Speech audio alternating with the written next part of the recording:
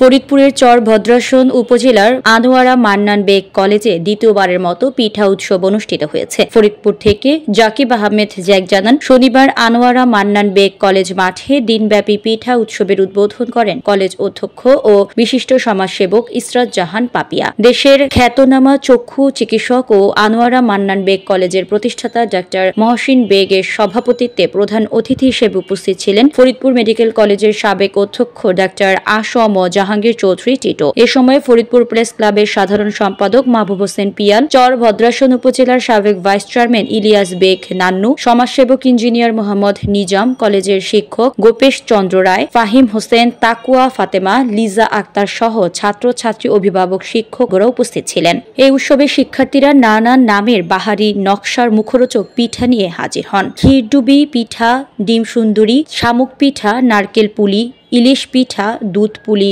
ভাপা, পোয়া, পাটিসাপটা, ঘরকন্যা, কুটুম, অপরাজিতা, হাতকুলি সহ বাহারি পিঠার পাশাপাশি হরেক রকমের মিষ্টি, কেক ও লাড্ডু, এছাড়াও চুড়ি, ফিতা এবং গোলাপ ফুলও বিক্রি করা হয়। অনুষ্ঠানে ছাত্রছাত্রী ও অভিভাবকদের মাঝে বিস্কুট দৌড়, চেয়ার সেটিং, ডিম ছুড়াছুড়ি প্রতিযোগিতা ও রাফেল ড্র অনুষ্ঠিত হয়। সন্ধ্যায় পুরস্কার বিতরণ করা হয়। উৎসবে বক্তারা বলেন, বাহারি রঙের পিঠা আমাদের সংস্কৃতির একটি অংশ। দেশে সামাজিক, পারিবারিক ও ধর্মীয় উৎসবে পিঠার প্রচলন অতি প্রাচীন। এ ধরনের আয়োজন সবাইকে গ্রাম বাংলার সংস্কৃতিকে স্মরণ করিয়ে দেয়। এবং এই কলেজের প্রতিষ্ঠার সঙ্গে আসলে এই প্রথম আমি এই উৎসবে এসেছি।